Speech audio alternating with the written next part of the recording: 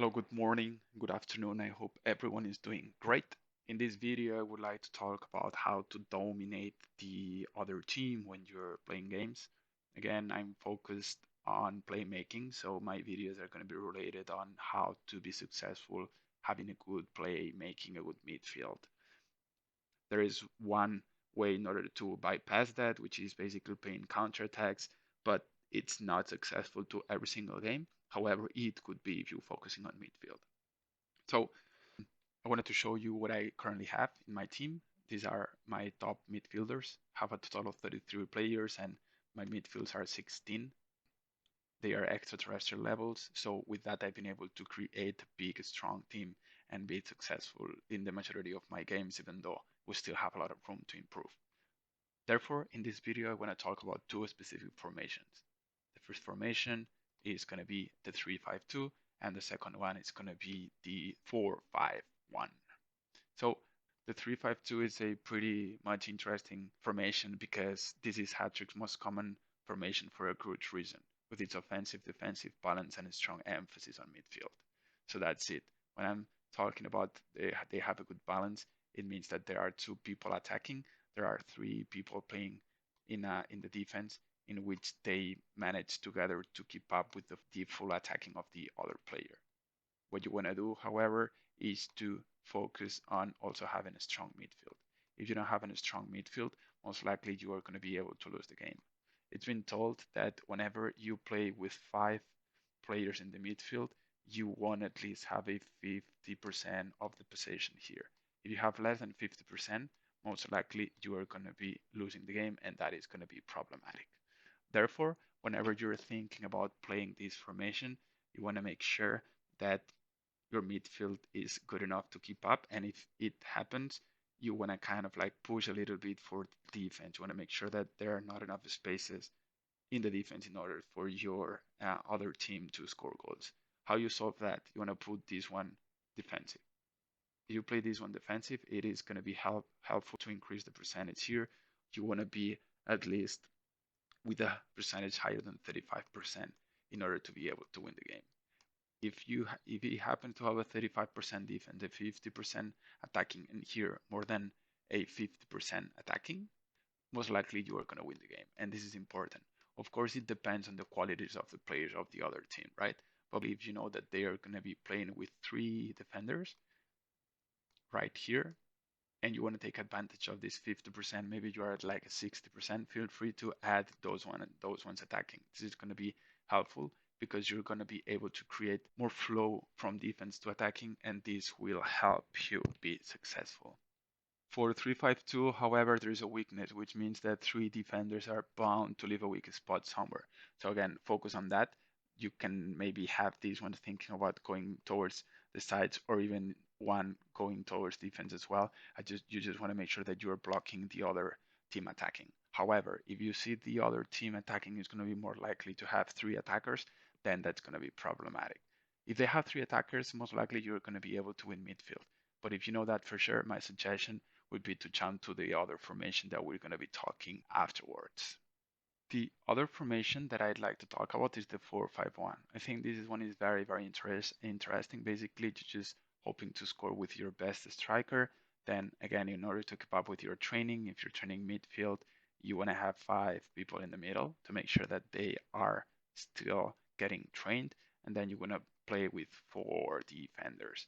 So these defenders are going to be very useful for you to keep up with the attacking.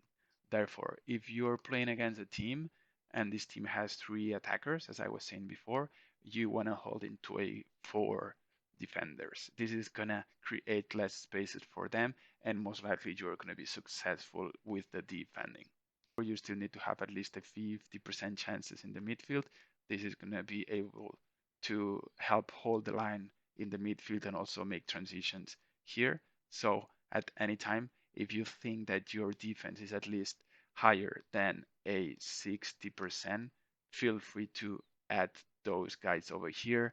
They can play towards attacking. This is going to be helpful. However, if you think that it's not going to be enough for you to hit a 60%, you can also put them thinking backwards. If they think backwards, if they keep thinking in defense, it's going to be harder for you to make transitions with the ball. But however, you are going to be able to hold on to these guys over here. The only downside for that though is that you only have one attacker. So make sure that this attacker has a specialty, maybe a header, that'd be interesting. Again, probably you're going to be winning in the midfield, so feel free to maybe release a little bit your percentages here. If you are like, for instance, at 60%, feel free to downgrade that a little bit and create more chances so you could put these guys onto attacking. It depends a lot on the other team's performance and thinking about how successful you're going to be in all of the different locations of the pitch. So here it's not too hard. If you are just in a 5-10%, you still can have a chance to make some progression and score some goals.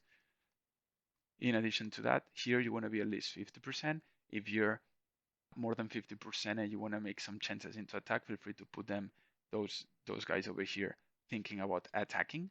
And at the same time, if the other team has three attackers, maybe you want to think about putting those guys over here thinking in the defensive mode, and even this six player that you can see over here, maybe thinking about also putting him thinking about helping the defense. Right after that, my suggestion, however, is that when you use these inner midfield players, this is one of the most solid tactics in defense. The number of opponents' attacks are reduced with a strong midfield, and the few occurring attacks are met by a strong homogeneous defense. However, there is a weakness, which is the attack, and especially the center. If you're playing these guys on towards the attacking, you're going to see that this is going to increase a little bit. This side of the pitch is going to increase a little bit, but in the middle is going to be a little bit weak. So you could even also have the opportunity, for instance, I'm just thinking out loud here, but having the opportunity to play this guy to the side, this is going to focus on attacking only in one particular side. So as a tactic, you could select play by the sides and hoping that the majority of the attacks are going to come in this case from the left side of the pitch. However, there's a counterattack tactic towards this formation in particular. So if I was to play against this tactic, I would be wise strengthening the midfield with an offensive central defender, since the opponent's central attack may be weak. It's all about trying to gain control of midfield and attacking on the wings. You'll need a lot of attacks to score, so that's important, right?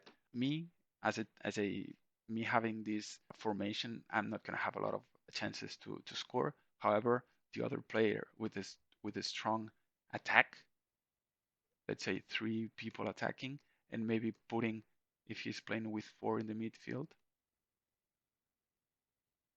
I would think about attacking with those guys over here as well.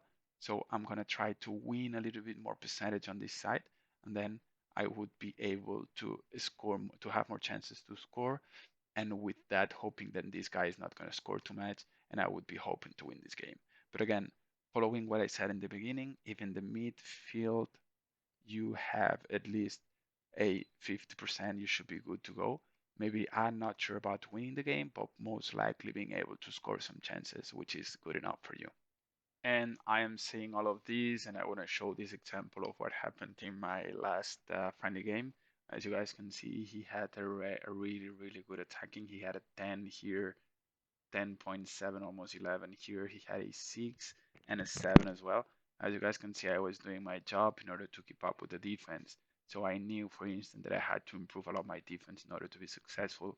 If you guys see the players and the stars, you see that I was really some of them trying to push them back. Some others I was trying to tag to have increased my chances with this guy only, the only guy being a forward, and these two were defenders. That's what I was saying before, right? Make sure that I'm putting them back towards the defense to increase the percentages I was creating here. So if I go back to the radio and I show the radio, you guys can see that I increased a lot my midfield. This is very important, and I was able actually to win the game, even though his attacking was better than mine. So you guys can see 36, 42, 23, 57, 34, 41. And again, he had the opportunity to score more goals, but I had a very strong midfield. Consequently, I was able to win the game. He had 26, me at 74. I got more flow. I was able to have maybe more chances towards the midfield, and then I just got lucky. And with a 10% average, even less than that, it was enough for me to score two goals. So I became winner of the game. I hope that was useful. Please let me know If you have any questions, I'm happy to answer them. And of course, like the video and subscribe to my channel to get more information. Thank you so much. I'll talk to you soon.